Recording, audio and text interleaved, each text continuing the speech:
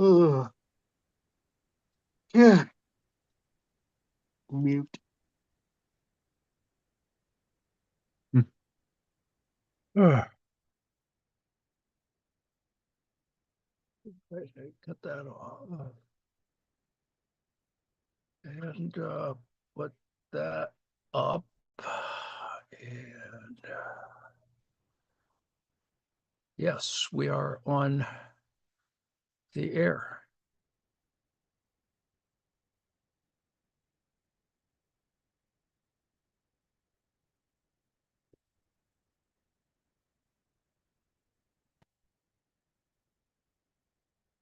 Okay. Ote, 29 March. Weekly marks. This is the Saturday edition. As I've proposed before, Saturdays for, we'll see how long this lasts.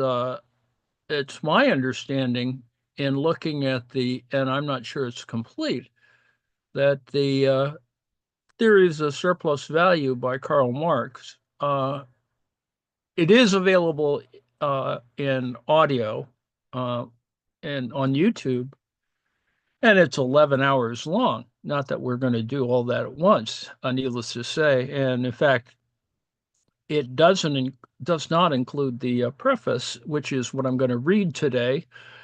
We'll see how long that lasts. On Sundays, we do Karl Marx Volume 1 of Capital, the 2024 edition by the two Pauls, translators. It is the Princeton edition, which I assume is going to have a much better audio version online if it's not already there. So those are our reading tasks for the next couple of months. The point, of course, in doing this is as part of a preparation for the fall's Andy Higginbottom lectures from the CSSGJ on volume 3 of Marx's Capital. And I know this is a bit of a slog for people, but it is, well, I think it's worth it. During the week in Dis and Dat at 5 o'clock every day, I will be doing some other things, some of which are related to the Critical Theory Workshop working group analysis of Adorno and Horkheimer, among other things. And I found it somewhat interesting in terms of its relation to some projects I'm doing. So we'll see how that goes. I'll be including that among other matters which I am fiddling around with, some of which you may or may not find very interesting.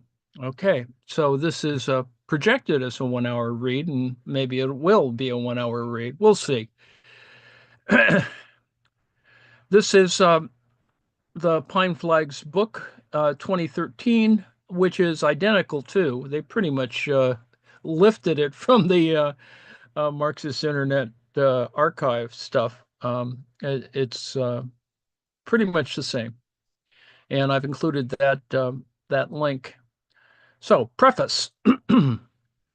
Theories of Surplus Value was written by Marx between January 1862 and July 1863. This work is part of the voluminous manuscript of 1861 to 63, a contribution to the critique of political economy and written by him as the immediate sequel to the first part of a contribution to the critique of political economy published in 1859. The 1861 to 63 manuscript consists of 23 notebooks, the pages numbered consecutively from 1 to 1,472, running to some 20 printed sheets in length. It is the first systematically worked out draft, though still only rough and incomplete, of all 4 volumes of Capital. Now, the all 4 volumes is, of course, a interesting problem. Theories of Surplus Value forms the longest, about 110 printed sheets, and most fully elaborated part of this manuscript, and is the first and only draft of the 4th concluding volume of Capital. Marx called this volume as distinguished from the three theoretical volumes, 1, 2, and 3. This would be the historical, historico-critical, or historical-literary part of his work. Note, of course, that Capital was designed to be a full-fledged kind of history of how you deal with a theory of capital, or it's a critique of political economy and its relation to capital, however you want to describe that. So Marx began to write theories of surplus value within the framework of the original plan of his critique of political economy as he had projected in 1858 to 62. On the basis of what Marx says of the structure of his work in his introduction to the first part of a contribution to the critique of political economy in his letters 1858 to 62 and in the 1861 to 63 manuscript itself, this plan can be presented in the following schematic form.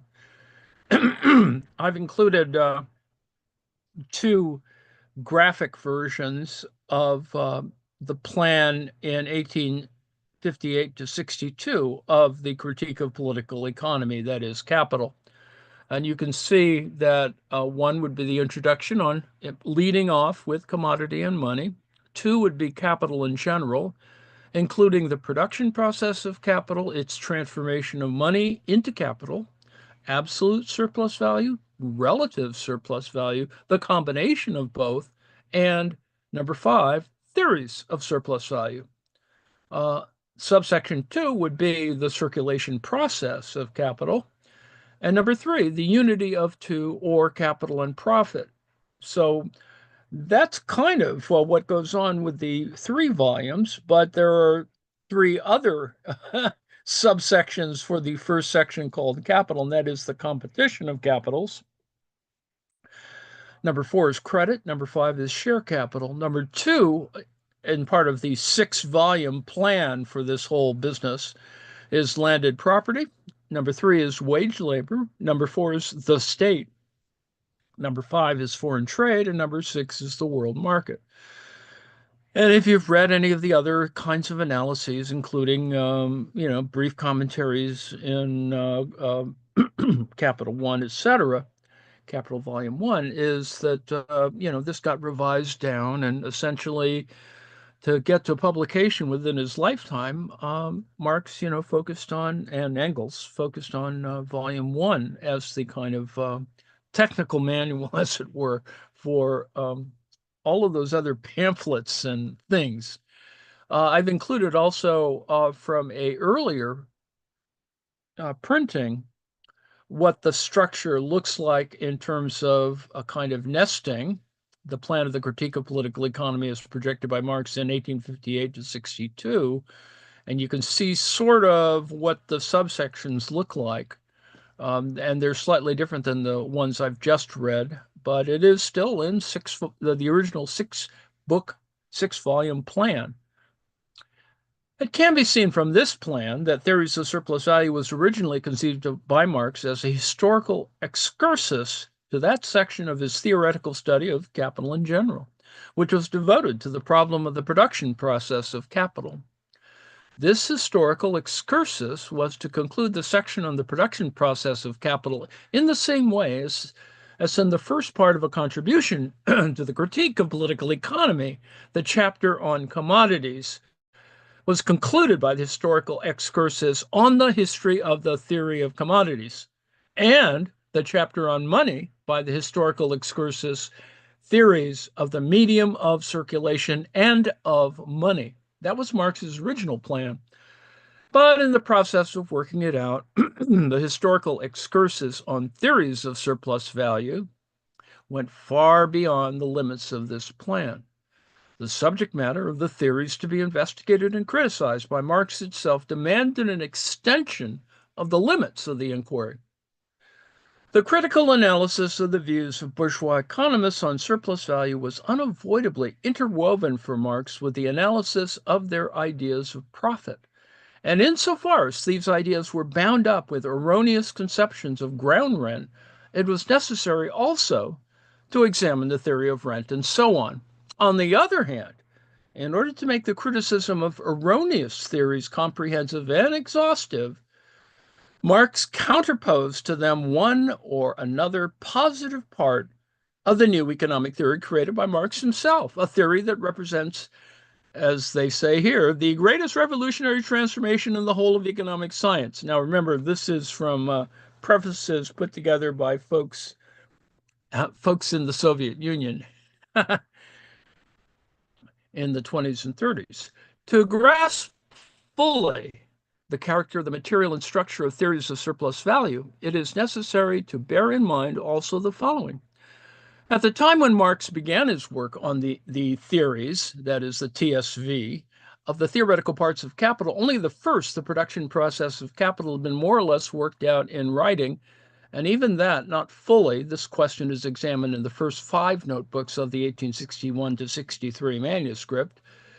The second and third parts, to be more exact, there are certain sections of them existed only in the form of preliminary sketches in the manuscript of 1857 to 58. In writing the historical part, because that's what this is, therefore, Marx could not simply make reference to certain pages of his theoretical work, because, it's an editor's nightmare, but was obliged to undertake a positive elaboration of those theoretical questions which came up in the critical analysis of all previous political economy. All this led to the historical excursus, theories of surplus value, TSV, assuming immense proportions. In the voluminous manuscript of 1861 to 63, the historical or historical-critical part fills notebooks 6 to 15 inclusive, plus 18, and a number of separate historical essays in notebooks 20 to 23. Now, the main text of theories of surplus value is contained in the notebooks 6 to 15 and 18, written in the period from January 1862 to 1863, inclusive. The table of contents compiled by Marx and written on the covers of notebooks 6 to 15 refers also to this text. This table of contents is of great importance for an understanding of the general structure of Marx's work, its component parts, and its plan.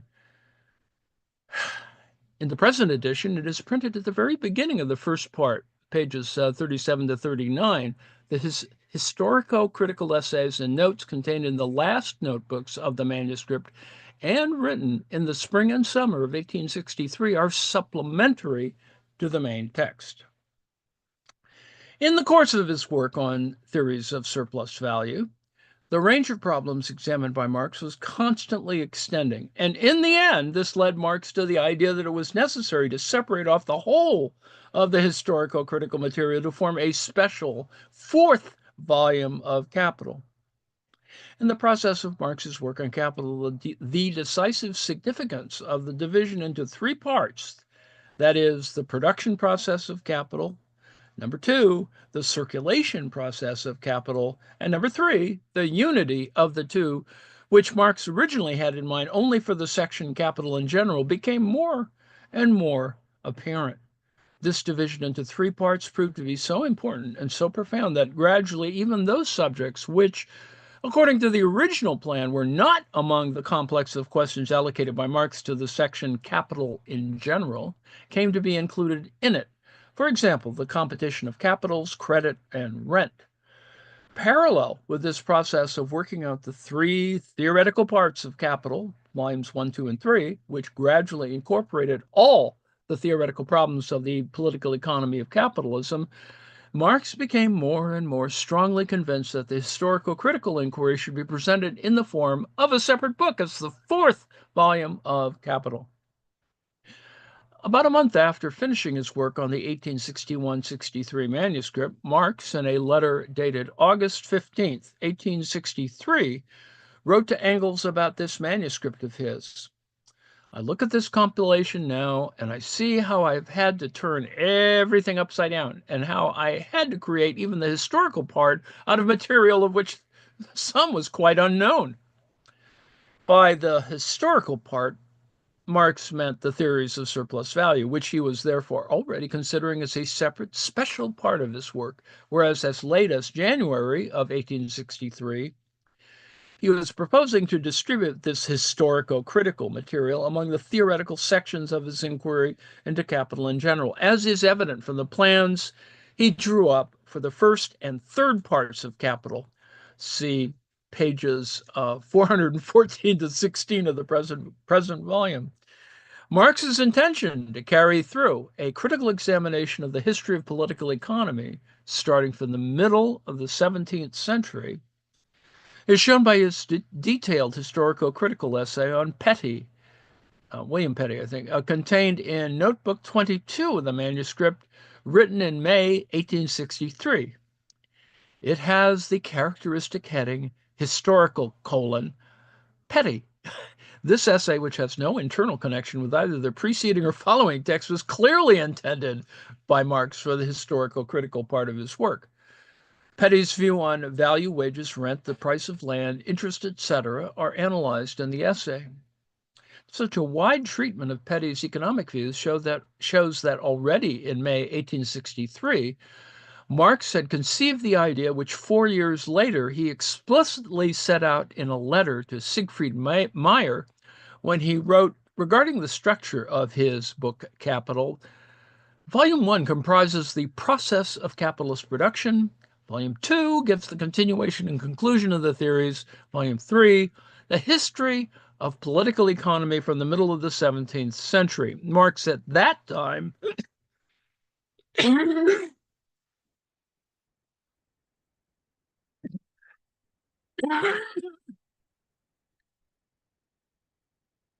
Marx at that time proposed to issue the second and third books of Capital in one volume. We find that first direct reference to the fourth historico-literary book of Capital in Marx's letter to Engels of July 31st, 1865. Marx wrote to Engels about how he's getting on with his Capital. Quote, "There's still 3 chapters to write in order to complete the theoretical part, that is, the first 3 books. Then there's the 4th book, the historical literary one to write, which is relatively the easiest part to me, as all the problems have been solved in the first 3 books. And this last is therefore more of a repetition in historical form." Now, here the question may arise why Marx says that he still has to write the 4th book of Capital. Although in the letter of August 15th, 1863, quoted above, he speaks of the historical part as of something already written. The difference in the formulations of 1863 and of 1865 is to be explained by the fact that in the intervening period, that is, in the course of 1864 to 65, Marx recast and rewrote all 3 theoretical parts of his work. But the 4th part, that is, the historical literary, was still in the original form as it had been written in 1862 to 63. And therefore had to be worked over again in conformity with the re-editing of the first 3 volumes of Capital. From Marx's letter of November 3rd, 1877, to Sigmund Schutt, it appears that Marx also later on regarded the historical part of Capital as in some degree already written. In this letter, Marx says of his work on Capital, "In fact, I myself began Capital precisely in the reverse order, beginning with the 3rd historical part from that in which it is presented to the public, with the qualification, however, that the 1st volume, which was the last to be taken in hand, was prepared for the press straight away, while the two others still remained in the raw form that every inquiry originally assumes." Now, here, the historical part is called the 3rd, for the reason that Marx, as already mentioned, intended to issue the 2nd and 3rd books of Capital in a single volume, as volume 11, and the 4th book, History of the Theory, as the 3rd volume. These statements by Marx entitle us to regard theories of surplus value with the supplementary historical sketches and notes from notebooks 20 to 23 as the original and only draft of the 4th book or 4th volume of Capital. Engels and Lenin called Theories of Surplus Value the 4th volume of Capital.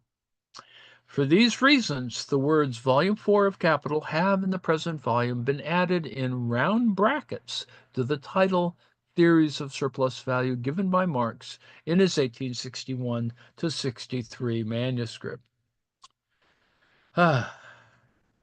Engels first refers to the manuscript theories of surplus value in his letters to Kautsky on February 16th and March 24th of 1884. In the second letter, Engels sends word of the agreement reached with Meissner, the publisher of Capital, as to the sequence in which the second and then third book of Capital and Theories of Surplus Value, as the concluding part of the whole work, were to be published. In his letter to Bernstein, written in August 1884, Engels speaks, remember Marx dies in 1883, Engels speaks in greater detail of this concluding part of Capital. Here we find, quote, history of the theory between ourselves is in the main written. The manuscript of a contribution to the critique of political economy contains, as I believe I showed you here, about 500 quarto pages of theories of surplus value, in which it is true there is a good deal to be cut out, as since then it has been worked up in a very different way, but there is still enough. Engels' preface, dated May 5th, 1885, to Volume 2 of Capital, gives the most detailed information about the manuscript Theories of Surplus Value and the form in which Engels intended to publish it. He points out that Theories of Surplus Value makes up the main body of the lengthy manuscript, a contribution to the critique of political economy written in 1861 to 63, and continues, quote, this section contains a detailed critical history of the pith and marrow of political economy, the theory of surplus value, and develops parallel with it in polemics against predecessors, most of the points later investigated separately and in their logical connection in the manuscript for books 2 and 3. After eliminating the numerous passages covered by books 2 and 3, I intend to publish the critical part of this manuscript as Capital Book 4. Valuable as this manuscript is, it could not be used for the present edition of Book 2, unquote. In his letters of the late 80s and early 90s, Engels repeatedly mentions his intention of proceeding with the preparation of the fourth volume, Theories of Surplus Value, after the publication of Volume 3 of Capital. He, however, already speaks far less categorically about eliminating the theoretical passages contained in the manuscript of the book. The last mention by Engels of the manuscript Theories of Surplus Value is in his letter to Stephen Bauer, dated April 10th, 1895, and this is close to when he dies. As this letter shows, Engels was still hoping in 1895 that he would succeed in publishing this work of Marx's.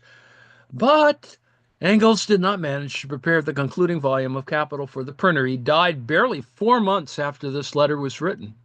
From Engels' statements quoted above, it's clear that he attributed great importance to the manuscript Theories of Surplus Value and regarded it as Volume 4 of Capital. But it is also evident that in 1884 to 1885, Engels intended to remove from the text of this manuscript numerous passages covered by books 2 and 3.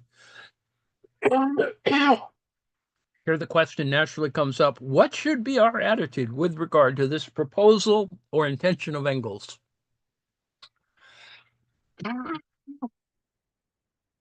Only Engels, the great companion and comrade in arms of Marx, and in a certain sense the co-author of Capital, could have removed from the manuscript Theories of Surplus Value a whole series of passages in order that the parts of the manuscript that remained after the elimination of these passages should not appear as disconnected fragments. It would have been necessary to work them over in a considerable extent and to link them together with specially written interpolations. And only Engels had the right to work over Marx's text in such a way. There is one more reason in favor of keeping in the text of Theories of Surplus Value the, quote, numerous passages, unquote, mentioned above.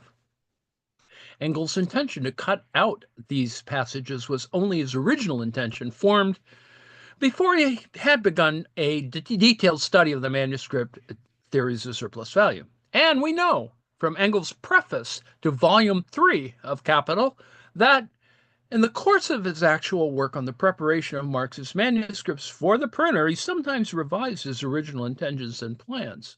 Thus, Engels originally wanted to recast Part 5 of Volume 3 of Capital, as this part of Marx's manuscript was still in unfinished form. Engels says in his preface that he tried at least 3 times to make a fundamental recasting of this part, but in the end abandoned this idea and decided to confine himself to as orderly an arrangement of available matter as possible and to making only the most indispensable additions. My analogy with this, it may be presumed that if Engels had actually come to prepare the manuscript, Theories of Surplus Value, for the press, he would have kept the theoretical digressions contained in it. This presumption is all the more probable because among the digressions, are some in which Marx presents very important theoretical analyses, essentially supplementing the exposition. For example, in Volume 3 of Capital, particularly the section on rent, Lenin had an extremely high regard for the theoretical analyses contained in the manuscript Theories of Surplus Value. He often referred to his writings in Theories of Surplus Value, expressing equally great esteem for both the historical critical and the purely theoretical content of this work of Marx. He valued particularly highly the sections in which Marx developed his own views on the nature of rent. And we'll see this. I'll probably read the Agrarian Question and the Critics of Marx coming up. Because that was on Lenin's mind, of course. Lenin refers to Marx's remarkable passages in his Theories of Surplus Value, where the revolutionary significance in the bourgeois democratic sense of land nationalization is explained with particular clarity. He cited from Theories of Surplus Value Marx's principal theses on absolute rent and stated that they confirmed the correctness of his own treatment of this problem, made some years before the publication of the theories in his work, The Agrarian Question and the Critics of Marx. This is Lenin, of course. Now, Theories of Surplus Value was first published by Kautsky in 1905 to 1910, and since then has been more than once republished in this Kautsky edition, both in German and in other languages. It has been published several times in Russian. Now, the Kautsky edition has many radical defects, setting out from the totally false assumption that the manuscript Theories of Surplus Value was devoid of any harmonious plan and was something of a chaos. Kautsky subjected it to an arbitrary adaptation, revising the most important principles of revolutionary Marxism. First of all, Kautsky crudely violated the arrangement of the material set forth by Marx in the table of contents, which he compiled and in fact adhered to in his work. Kautsky completely ignored this table of contents in preparing his edition and did not even include it in the book. And you can see this is a big, derailment until Lenin finally, fixes the problem, sort of. The material in Marx's manuscript is arranged consistently in a definite logical sequence, analyzing the attempts of bourgeois economists to resolve the basic problems of political economy.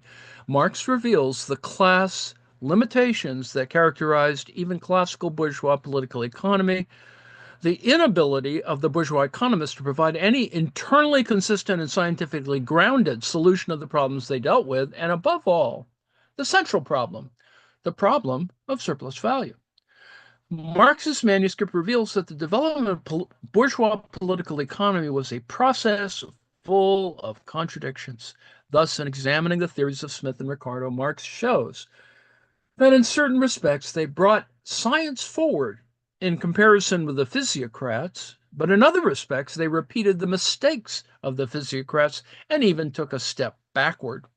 Kautsky distorted this deeply dialectical survey of Marx. Kautsky tried to subordinate the whole material of the manuscript to an external, purely chronological sequence and to present the course of development of bourgeois political economy as a smooth evolutionary process.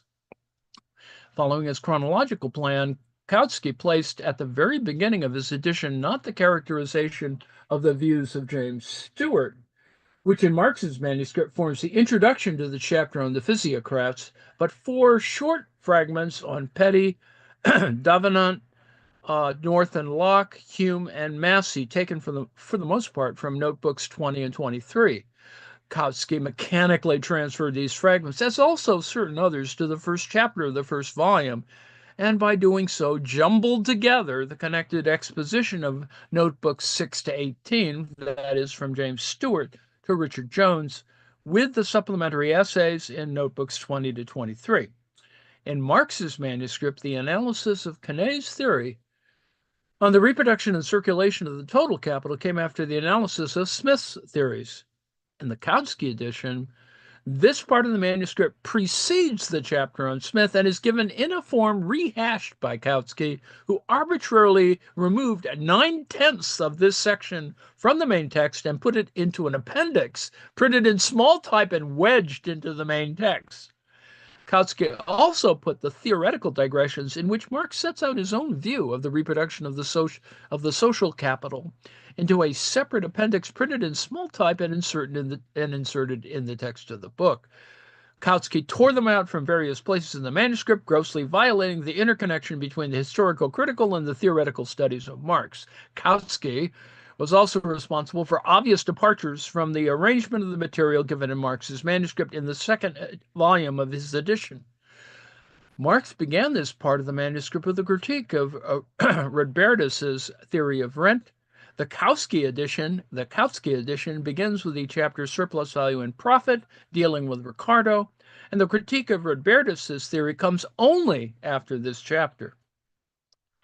In Marx's manuscript, the analysis of Ricardo's view on surplus value and on the process of the changing rate of profit is placed after the critique of the Ricardian theory of rent.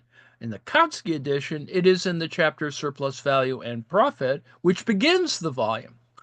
Here also, Kautsky, by departing from the sequence of the material in the manuscript, obscures important points of principle in Marx's work. In particular, Marx's idea that Ricardo's errors in the theory of rent had left their stamp on the Ricardian doctrine of profit. As a result of all these arbitrary rearrangements which he made in the manuscript, problems that are organically connected are torn apart in the Kautsky edition. For example, the chapter Ricardo's Theory of Profit in Marx's manuscript contains a critique of Ricardo's views on the process of the formation of the average rate of profit and of his views on the causes of its fall. In the Kautsky edition, these two parts of one and the same chapter of Marx's manuscript are separated from each other by 350 pages of the text. All the material in the manuscript is given by Kautsky in a form which obscures the question of the class struggle and the deep connection between economic theories and the social and political environment in which they're developed. Thus, for example, in the second volume of the Kautsky edition, there is a section headed by Kautsky, Anderson, and Malthus Rocher. In the corresponding passage of the manuscript, Marx shows that Anderson's views on rent were distorted by Malthus in the interest of the most reactionary elements of the ruling classes, while Ricardo's conclusions were directed against the landowning aristocracy. Now, after this, Marx dwells on the vulgar economist, Rocher, who crudely distorted the whole history of the question. The clear, politically sharp content of this section of the manuscript, which is a model of profound class analysis of the history of political economy, has been unsystematically lumped together by Kautsky under one general and one quite colorless title, which is a mere enumeration of names. This type of editorial titling is extremely characteristic of the Kautsky edition. Almost all the titles which Kautsky furnished for the chapters and paragraphs of his edition bear an objectivist, neutral character. This applies, for example, to titles such as Adam Smith and the Concept of Productive Labor, Ricardo's Conception of Value, Ricardo's Idea of Surplus Value, The Rate of Profit, Value and Surplus Value, Variable Capital and Accumulation, and so on. Kautsky's titles have nowhere set off Smith's two different definitions of value, that is, the twofold nature of Smith's view on the relations between value and revenue, Ricardo's inability to connect the law of the average rate of profit with the law of value, etc., which Marx had brought to light. In his titling, Kautsky also glosses over the vulgar element in the views of Smith and Ricardo, and he supplies the chapters on Ramsay, Cherbulier, and Richard Jones with titles calculated to give the reader the entirely false impression that some elements of Marx's political economy were to be found already in the works of these bourgeois economists. Kautsky's distortions and revisions of Marx's text are shown in their crudest and most overt form in the numerous cuts that he made. Kautsky omitted in his edition not only individual words and sentences, but also whole passages, some of which fill 3, 4, or more pages of the manuscript in Marx's compact writing. Among the parts of the manuscript Kautsky omitted, there is even a whole chapter which appears in Marx's table of contents under the title Bray as Adversary of the Economists. Kautsky also omitted, among many others, the passage in the manuscript in which Marx speaks of the economic preconditions of the absolute impoverishment of the working class under capitalism. Having started on the path of falsification, the revisionist Kautsky, who denied the absolute impoverishment of the working class, did not hesitate to conceal from the reader Marx's arguments on this important question of principle. In editing Marx's manuscript, Kautsky tried to tone down the annihilating criticism to which Marx subjected the views of the bourgeois economists, and to substitute decorous, sleek expressions for the angry, passionate, caustic language used by Marx in his merciless criticism of the apologists of the bourgeoisie. Thus, Kautsky, in all passages removed from Marx's characterization of bourgeois economists, such epithets as asses, dogs, canaille.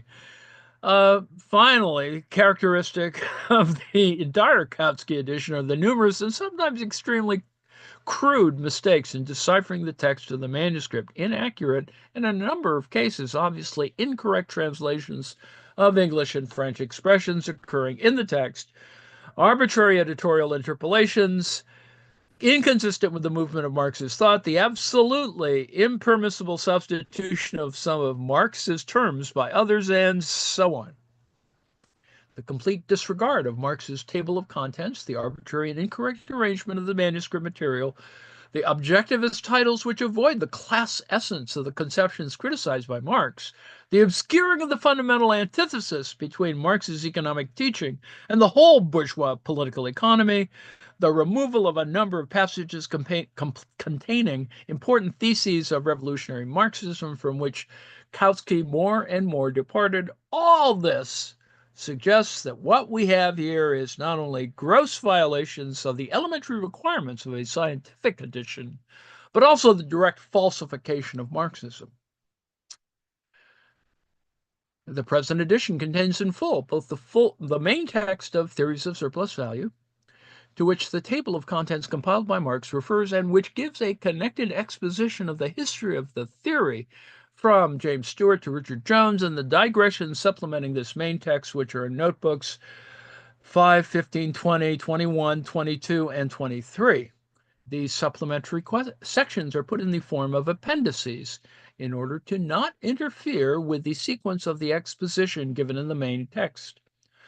The length of all this material, about 110 printed sheets, makes it necessary to divide the book into 3 parts.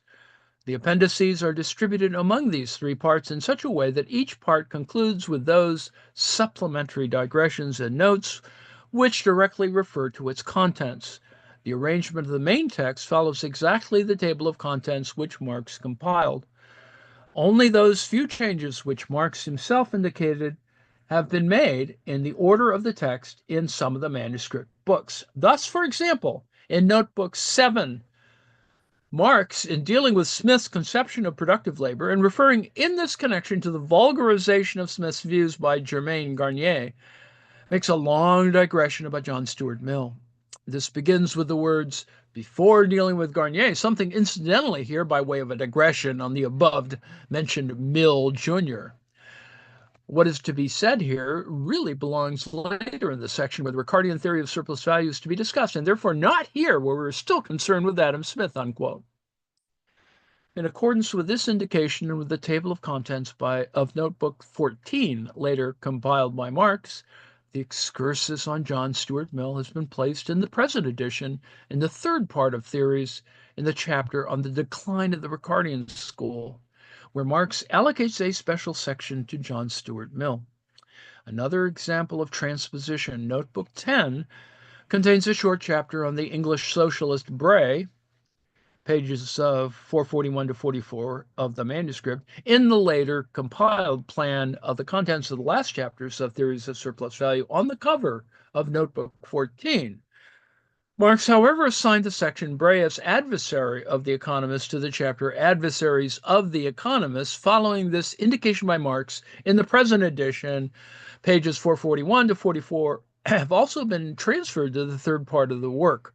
The division of the text into chapters follows Marx's directions in the table of contents he compiled and in various places in the manuscript itself.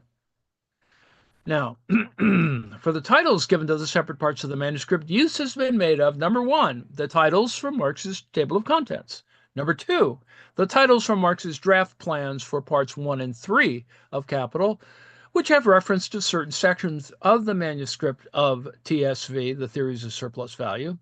Number three, the few headings in the text of Theories itself, of TSV itself. All of these taken together, however, form only a comparatively small part of the titles that had to be provided for the sections and subsections of the manuscript. The rest of the titles, the majority, have been drawn up by the editors on the basis of the text of corresponding parts of the manuscript with the fullest possible use of Marx's own terminology and formulations. The titles given by the editors, as in general all that the editors are responsible for, have been put in square brackets so that they can be easily distinguished from titles given by Marx. Obvious slips of the pen occurring in the manuscript have been corrected as a rule without being expressly mentioned in footnotes.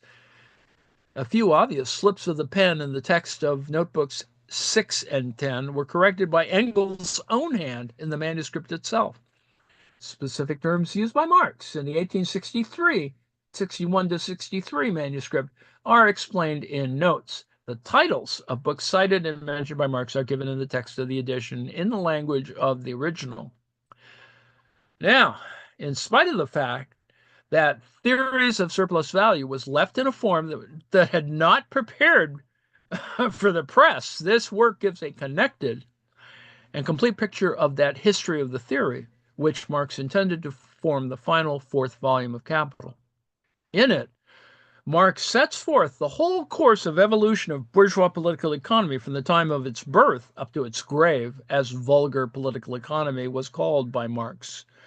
As already mentioned, in the present edition, all the material of Theories of Surplus Value and the supplementary sections relating to it have been divided into three parts. The content of the manuscript itself determines the way in which the material is divided. The first part consists of 7 chapters of the main text, that is, notebooks 6 to 10 and 13 supplementary sections. This part is devoted in the main to a critical analysis of the views of the physiocrats, that is, chapters 2 and 6, and of Adam Smith, chapters 3 and 4. Chapter 1, Sir James Stewart, characterizing Stewart's hopeless attempt to give a rational form to the monetary and mercantile system, serves as an introduction to the analysis of physiocratic theory. Now, by contrasting the physiocrats with Stewart, Marx was able to bring out more sharply the role of the physiocrats and their significance in the development of political economy, namely that they transferred the origin of surplus value from the sphere of circulation to the sphere of production. Analyzing the economic views of the physiocrats, Marx shows the contradictions in their system, the dual nature of their conception of surplus value, which is presented in their works sometimes as a pure gift of nature, at other times as the result of special productivity of agricultural labor appropriated by the owner of the land. It is this that gives the key to an understanding of the further evolution of the physiocratic school. Marx shows that the battle of ideas within this school and traces the vulgarization of physiocratic theory by its epigones. His analysis of the ideological struggle within the physiocratic school is inseparably linked with his characterization of the class essence of the physiocrats' views. Marx also reveals the contradictions and inconsistencies in the treatment of the most important economic categories in Adam Smith's theory, that is, Chapter 3. Subjecting Smith's theory to a critical analysis, Marx brings out the vulgar element it contains. This contrast between the scientific and the vulgar element in Smith's doctrine provides the necessary basis for understanding the further evolution of bourgeois political economy, which, as Marx shows, took on a more and more vulgar character as the class struggle between the proletariat and the bourgeoisie grew sharper. In Chapter 3, in connection with the criticism of Smith's dogma, which resolves the entire value of the social product into revenue, Marx gives a theoretical analysis of the reproduction of the total social capital and deals particularly fully with the problem of the replacement of constant capital. In addition to its general theoretical significance, this excursus, the longest of the theoretical digressions in the first part, is of great importance also because it shows how Marx arrived at his theory of the two departments of social production. Chapter 4 deals with Smith's views on productive and unproductive labor. Along with this, it gives an analysis of the struggle that flared up in connection with Smith's views and describes the vulgarization of bourgeois political economy in handling the question of productive and unproductive labor. Marx traces the process of vulgarization not only of Smith's view on the question, but also the views of the physiocrats. Many of the vulgar conceptions here criticized by Marx are widely held, also in contemporary bourgeois political economy, which has degenerated into open apologetics of capitalism. Chapter 6, Quenet's Tableau économique, takes us back to the physiocrats. There was good reason for this arrangement of the material.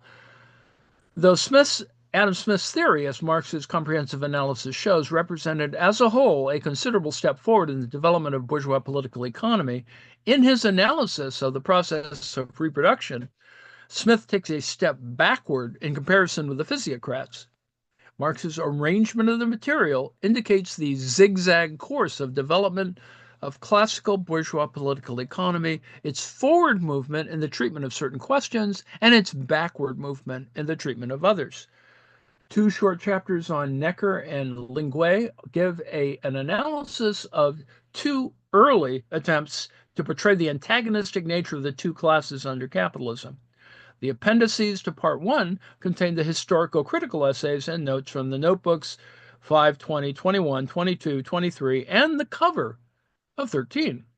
Appendices 1 to 7 contain characterizations of the economic views of Hobbes, Petty, Locke, North, Berkeley, Hume, and Massey. In these views, Marx discerns the rudiments of the labor theory of value and of the doctrine of capital and of interest. Appendices 8 to 10 give supplementary material on the physiocratic school. Appendix 11 contains a critique of the apologetic conception of the productiveness of all trades, a conception that is widespread in contemporary bourgeois political economy. Appendix 12 is a lengthy theoretical essay from Notebook 21 of the manuscript, in which Marx elaborates his own view, which is the only scientific view, of the problems of productive and unproductive labor.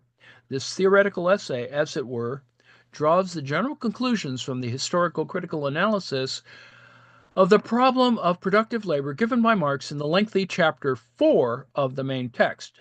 Finally, we print in Appendix 13 the draft plans for Parts 1 and 3 of Capital. They are very important for an understanding of the history of how capital took place, the book Capital. Moreover, they contain formulations of certain themes which relate to its historical critical part. In the second part of Theories of Surplus Value, that is chapters 8 to 18, notebooks 10 to 13, the critical analysis of Ricardo's doctrine holds the central place. Along with this, there's an analysis of Adam Smith's theory of cost price and of rent. In his analysis of Ricardo's system, Marx shows that it contains a number of faulty premises which owed their origin to Smith. In this connection, Marx subjects the corresponding views of Smith to special scrutiny. In conformity with the arrangement of the material in Marx's manuscript, the second part begins with the lengthy excursus dealing with Robertus' theory of rent, that is, chapter 8. The fact that the concept of absolute rent was altogether missing in Ricardo's theory of rent constituted, in Marx's view, its principal defect. Marx, therefore, prefaces his analysis of Ricardo's theory with an extensive examination of Robertus's attempts to develop this concept. In this connection, Marx substantiates his own theory of absolute rent. The second excursus, chapter 9, is a compressed historical sketch of the development of views on differential rent. Marx here lays bare the class roots of the various theories on the question. In addition, Marx gives in this chapter a profound analysis of the basic premises of the theory of rent and reveals the close connection between the theory of rent and the theory of value, showing how errors in the theory of value lead to erroneous conclusions in the theory of rent. These two digressions, in this way, prepare the ground for the thoroughgoing analysis of Ricardo's theory contained in chapters excuse me, 10 to 18. While stressing Ricardo's great theoretical merits, Marx at the same time underlines the defects of his method and principle. Ricardo's inability to link the law of the average rate of profit with the law of value, the presence of vulgar elements in his theory of profit, his confusion of the process of formulation of market value with the process of equalization of the average rate of profit, his confusion of the laws of surplus value with the laws of profit, and so on. All these defects, as Marx shows, are also evident in Ricardo's theory of rent. Criticizing this theory, Marx develops his own theory of rent, embracing both the theory of absolute rent and the theory of differential rent. Chapters 15, 16, and 17 contain a critical analysis of Ricardo's views on surplus value, profit, and accumulation. In chapter 17, Marx counterposes the genuinely scientific understanding of crises as a necessary outcome of the internal contradictions of capitalism to Ricardo's mistaken views regarding the nature of crises. Chapter 18 is a critique of Ricardo's views on the question of gross and net revenue, and also of his views on the economic consequences of the introduction of machinery. Thus, the critical analysis of Ricardo's doctrine which Marx makes in the second part of Theories of Surplus Value, embraces all aspects of Ricardo's system, showing his scientific merits, and at the same time bringing out the theoretical errors and class limitations of his views. Marx's short supplementary notes, written on the covers of notebooks 11 and 13, are given as appendices to Part 2. They contain brief observations by Marx on particular historical questions connected with the theory of capital and rent, and of rent. Part 3 of Theories of Surplus Value, that is chapters 19 to 24, notebooks 13 to 15, and 18, deals in the main with the dissolution of the Ricardian school and the economic views of the English socialists, whom Marx spoke of as the, quote, proletarian opposition based on Ricardo, unquote. In parts 1 and 2, Marx demonstrated how bourgeois political economy was vulgarized in relation only to particular questions. In part 3, however, he shows how, with the sharpening of the class struggle between the bourgeoisie and the proletariat, the process of vulgarization lays hold of the very foundations of political economy, its initial principles, its essential categories. In the lengthy chapter on Malthus, chapter 19, Marx exposes the absurdity and profoundly reactionary character of the Malthusian defense of extravagance by the unproductive classes, which he glorifies as a means of avoiding overproduction. In this chapter, as in other places in his work, Marx brands Malthus as a, quote, a shameless sycophant of the ruling classes, unquote, falsified science in the interests of the landed aristocracy and the most reactionary elements of the bourgeoisie. Marx shows that Ricardo's successor also took a step backward on the basic questions of political economy. They, in fact, more and more openly renounce all the valuable elements in Ricardo's system, chapter 20. He points to the denial by Torrens that the labor theory of value is applicable to capitalist economy, and shows that James Mill returned to the vulgar conception of supply and demand in the question of wages. Marx exposes a return to this conception also in the case of Wakefield and Sterling. This process of dissolution of the Ricardian school reaches its completion with McCulloch, whose cynical apologetics for the capitalist mode of production were most closely linked with, quote, unscrupulous eclecticism, close quote, in the sphere of theory. Marx shows that the distortion of the concept of labor by McCulloch, who extended it to natural processes, meant in fact the total abandonment of the labor theory of value. Marx detects deeply reactionary features also in the polemical essays against Ricardo written by English bourgeois economists of the 1820s, in their denial of the objective character of the laws of political economy, their confusion of value with price, and their abandonment of even the category of value. In Chapter 21, Marx analyzes the economic views put forward by the proletarian opposition based on Ricardo, Havenstone, Hodgkin, and others. Their merit, Marx points out, was that they strongly emphasized the capitalist exploitation of the workers, their view that profit, rent, and interest were the surplus labor of the workers, their polemics against the apologetic theory that capital was productive, and against the conception that the capitalist accumulated means of subsistence for the workers. Along with this, Marx traced the theoretical errors in the economic views of the socialist adherents of Ricardo. Their underestimation of the significance of materialized past labor, their incorrect idea of the process of reproduction in capitalist society, their lack of comprehension of the interconnection between the fetishization of capital and the real relations which of necessity give birth to this fetishization, and so on. Marx shows that these socialist adherents of Ricardo were unable to pass beyond the bourgeois premises of Ricardo's theory to reconstruct its very foundations. Chapters 22, 23, and 24 are devoted to a critical analysis of the ideas of Ramsey, Cherbulier, and Richard Jones. Marx notes that they attempt to differentiate between constant and variable capital, and that in this connection they conjecture on the significance of the organic composition of capital. In his critical analysis of their views, Marx shows how the limits of the bourgeois horizon made it impossible for these economists to develop the germs of correct ideas, which in their minds were combined with vulgar conceptions of capital and the rate of profit. The main text of Theories of Surplus Value ends with the analysis of the views of Jones. In the plan, or table of contents written by Marx on the cover of Notebook 14 after the chapter Richard Jones, come the words, end of this part 5, see page 38 of the present volume. There is a long appendix to part 3 of Theories of Surplus Value entitled Revenue and Its Sources, Vulgar Political Economy. The main theme of this section, which fills the second half of Notebook 15, is the problem of revenue and its sources. But along with this, Marx also lays bare the class and gnosiological roots of vulgar political economy, which clings to the outward semblance of the fetishized forms of revenue and its sources and builds on them its apologetic theories. Marx brings out the essential difference between classical and vulgar political economy. In passing, Marx criticizes also the economic views of representatives of vulgar socialism. This section, therefore, although written by Marx not so much from the historical as from the theoretical point of view, bears a direct relation to the historical critical studies in part 3 of Theories of Surplus Value, and so must be included in it as an appendix to part 3.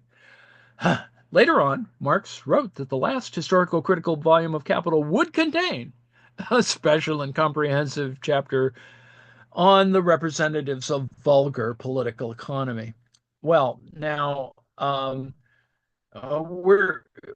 we actually are close to the end. I'm just going to read the damn thing to the end. Marx formulated the essential conclusions from his deep and comprehensive analysis of the history of bourgeois political economy in concise and generalized form in the afterword to the second edition of Volume 1 of Capital, January 1873. Insofar as it is, bourgeois political economy can remain a science only so long as the class struggle is latent or manifests itself only in isolated phenomena, unquote. He wrote of classical bourgeois political economy in England that it quote, belongs to the period in which the class struggle was as yet undeveloped, unquote. With the development of the class struggle between the bourgeoisie and the proletariat, the character of bourgeois political economy undergoes a sharp change. From the time of the conquest of political power by the bourgeoisie in France and England, the class struggle, practically as well as theoretically, took on more and more outspoken and threatening forms. It sounded the death knell, of scientific bourgeois economy. In place of disinterested inquiries, there were hired prize fighters in place of genuine scientific research, the bad conscience and the evil intent of apologetic, unquote. Against the background of this general degradation of bourgeois political economy, the figures of a few economists stood out who tried, as Marx says, to harmonize the political economy of capital with the claims no longer to be ignored of the proletariat, unquote. Such an attempt to reconcile the irreconcilable was made by John Stuart Mill.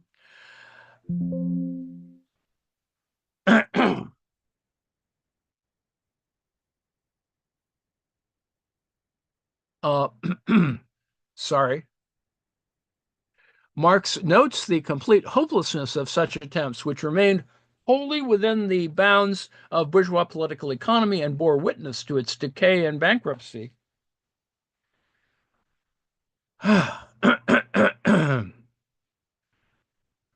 In this connection, Marx strongly emphasized the outstanding significance of the great Russian scholar and critic N.G.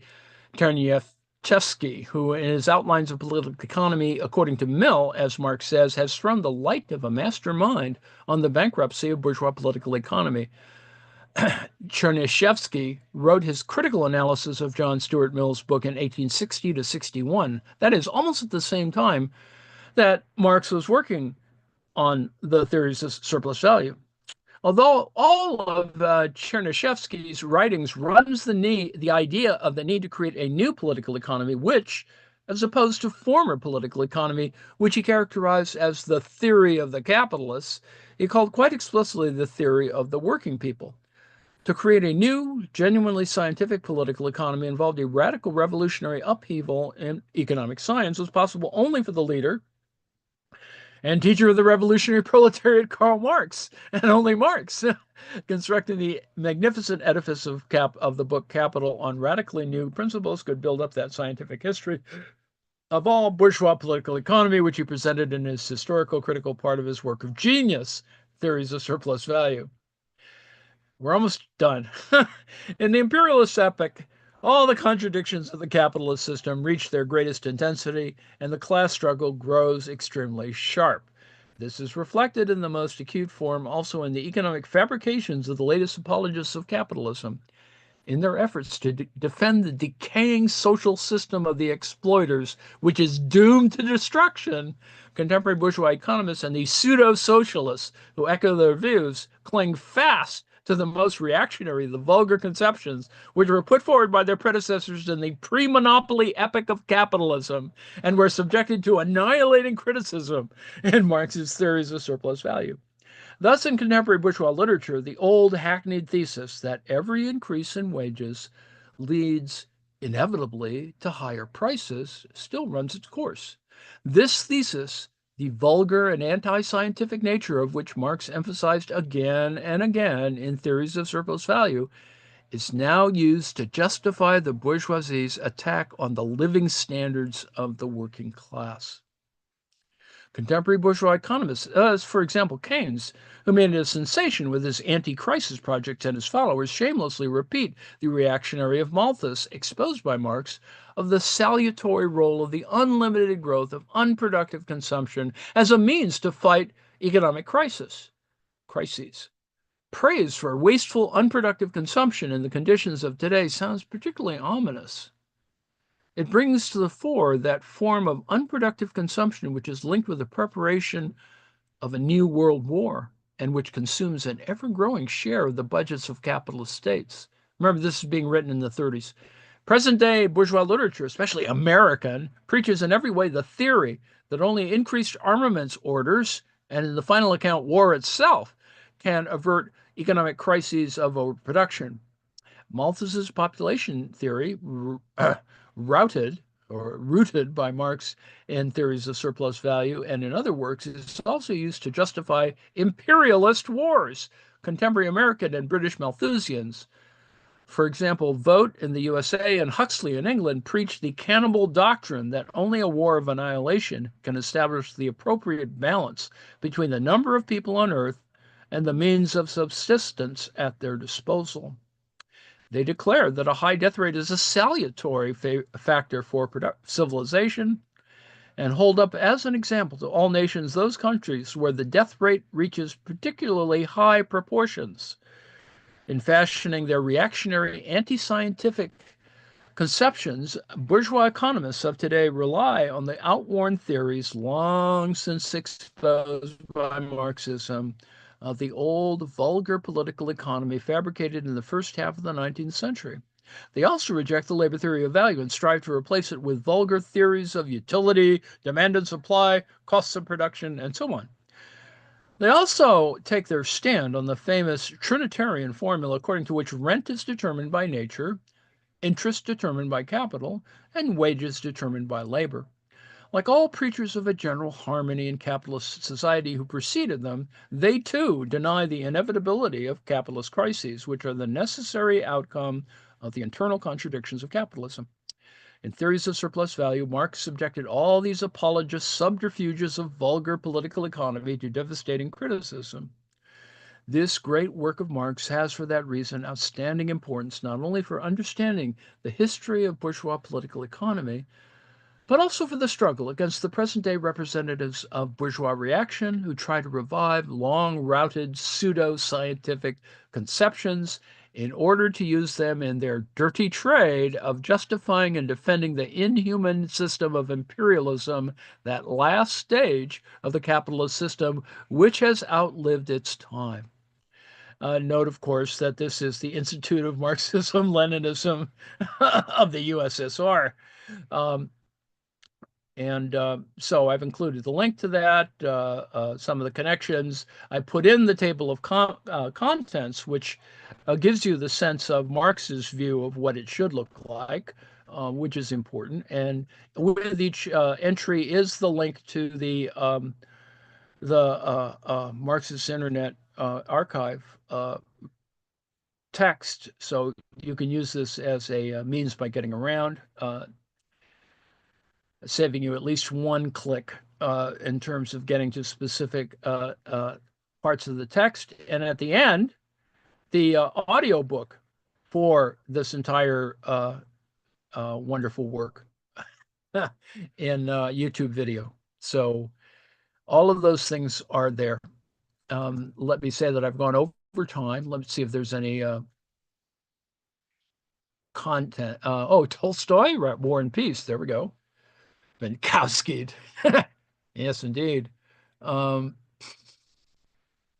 yes, the inclusion and exclusion of rent is an important issue, and rent is clearly represents some form of capital. Now, the problem, of course, is the idea of whether it's you know, our transformation of it into as capital into labor is the weird part, but it's not that weird when you really think about we need a much more expansive notion of capital in that context, and the new discourse on financialization has allowed us to make that critique. I mean, aside from that, it drives us back into discussions of techno-feudalism or neo-feudalism are really discussions, with all due respect, of monopoly, of versions of monopoly, because that's what feudalism does represent, an increased concentration of power towards the top. Oligopolies or oligopolists and oligarchs are all part of that kind of procedure. So these are all pretty normal. This is nothing, new and flashy and extraordinary. It's been there for a couple hundred years, and people need to take better advantage of that discourse. So let me close all this stuff here and get us back to stop share.